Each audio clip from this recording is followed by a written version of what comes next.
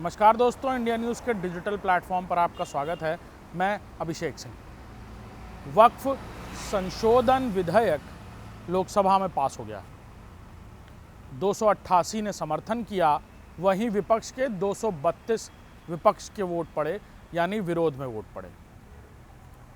अल्पसंख्यक कल्याण मंत्री किरण रिजिजू ने लोकसभा में दहाड़ते हुए कहा कि वक्फ संशोधन विधेयक असल में मुसलमान लोगों के लिए और ख़ास तौर पर अल्पसंख्यक समाज के लिए और उनकी प्रॉपर्टीज़ को लेकर, यानी इस पूरे बिल में उनकी भलाई है, जो 4 साल बाद उन्हें पता चलेगा। साथ ही साथ इस बिल पर उन्होंने कई सारी बातें कही। उन्होंने कहा कि भारत में मुसलमान जितना सुरक्षित है उतना पूरी दुनिया में कहीं नहीं। वहीं इस बिल को लेकर तमाम बातें हुई, विपक्ष की तरफ से भी तमाम बातें कही गई। आज हम इस बात पर चर्चा कर रहे हैं कि कैसे भारतीय जनता पार्टी ने वक्फ संशोधन बिल के जरिए जिस सेकुलर राजनीति की विपक्ष बात कहता है, उस राजनीति के आडंबर को तोड़ते हुए इस वक्फ संशोधन बिल के जरिए कई निशाने लगाए हैं एक तीर से।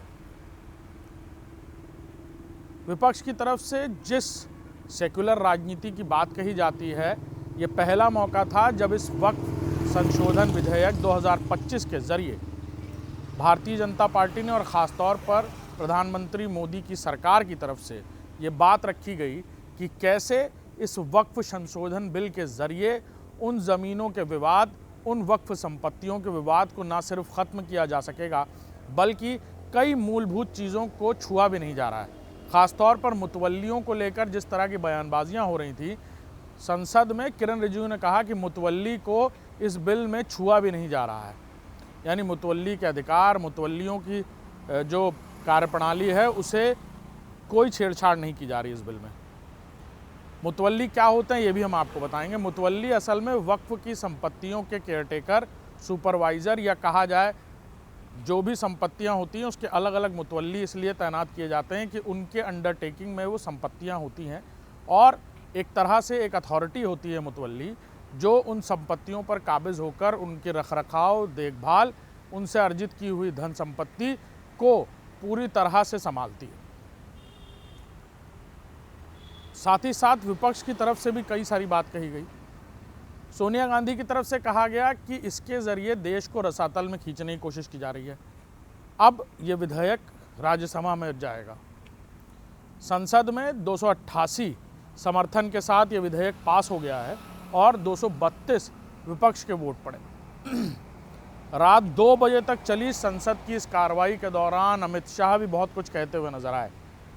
उन्होंने कहा कि जिस सेकुलर राजनीति की तरफ आरोप लगाते हुए विपक्ष भारतीय जनता पार्टी के ऊपर तमाम निशाने साधता है, कहीं ना कहीं इस वक्फ विधेयक के ज़रिए भारतीय जनता पार्टी इस बात को भी साबित करने में जुटी है कि कैसे वक्फ संशोधन विधेयक के ज़रिए वो एक धर्मनिरपेक्ष राज्य की न सिर्फ मूलभूत हकीकत, बल्कि कैसे एक धर्मनिरपेक्ष राज्य में हर समाज, चाहे वो अल्पसंख्यक हो या बहुसंख्यक, आराम से रह सकता है।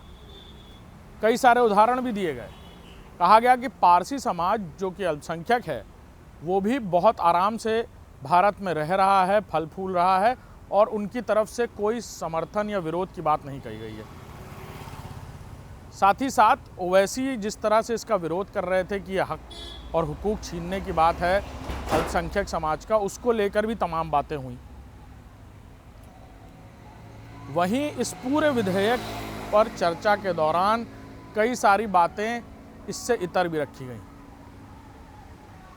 आपको बता दें कि प्रधानमंत्री नरेंद्र मोदी का ये तीसरा कार्यकाल, जिसे ये कहा जा रहा है कि ख़ास तौर पर दक्षिण के बड़ी तादाद में चंद्रबाबू नायडू के समर्थन के सांसद और बिहार में नीतीश कुमार के सांसद इस विधेयक का संसद में विरोध कर सकते हैं और इसी पॉलिटिक्स के चलते विपक्ष भारतीय जनता पार्टी पर इस बात का सर्व धर्मनिरपेक्षता का या कहा जाए कि सेकुलरिज्म का आरोप लगाता था, ना होने का आरोप लगाता था। उसको भी एक बड़ी चुनौती देते हुए सरकार ने इस विधेयक को पेश किया और ये भी बताया कि भले ही मिले जुले लोगों की सरकार बनी है, यानी गठबंधन की सरकार है, लेकिन प्रधानमंत्री के हाथ में अधिकार लेने की शक्ति वैसे ही है जैसे पिछले 2 कार्यकाल के दौरान थी। इस बात को भी इस विधेयक से पूरी तरह साबित किया गया कि कैसे किसी डर, किसी भय और ख़ासतौर पर चंद्रबाबू नायडू के सांसदों के विरोध की बातें जो कही जा रही थी, उन सबको दरकिनार करते हुए इस विधेयक को न सिर्फ पेश किया गया बल्कि समर्थन के साथ 288 सांसदों ने इसका समर्थन भी किया। अब ये बिल राज्यसभा में जाएगा, जहां राज्यसभा में इसको लेकर फिर से चर्चा होगी। क्या कुछ होता है वो देखना दिलचस्प होगा, लेकिन वक्फ संशोधन विधेयक को लेकर तमाम जगह विरोध के स्वर, तमाम जगह प्रदर्शन की बातों के बीच संसद में रात 2 बजे तक चली चर्चा के बाद इस पर वोटिंग हुई और ये विधेयक अब पास हो गया है। नमस्कार।